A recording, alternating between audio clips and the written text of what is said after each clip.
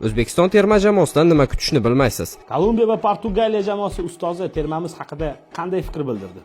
Tomosha qilamiz. Portugaliya milliy terma jamoasi bosh murabbiyi Roberto Martinez. Portugaliya va Kolumbiya terma jamoalarining o'zaro uchrashuvi alohida ahamiyat kasb etadi. Men bu uchrashuvni faxr va hayajon bilan kutyapman.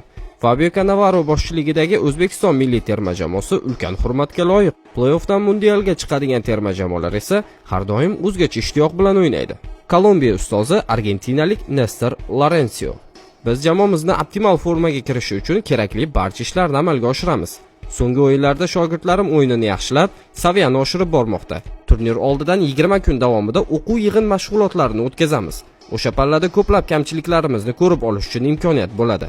Raqiblar haqida fikr bildirar ekan, murabbiy O'zbekiston terma jamoasini topishmoq deb atadi. O'zbekiston terma jamoasidan nima kutishni bilmaysiz. Chinakam topishmoq jamoa. Shuningdek, play-offdan chiqib keladigan jamoalarni ham o'rganishni boshladik. Guruhimiz oson emas, ammo yangi chaqiruvlardan Kolumbiya qo'rqmaydi. Nima deb o'ylaysiz? Bu guruhda jon saqlashga imkoniyatimiz bormi? Guruhimiz va jamoamiz imkoniyatlari haqida izohlarda kommentariyalaringizni kutaman. Like bosing, obuna bo'ling.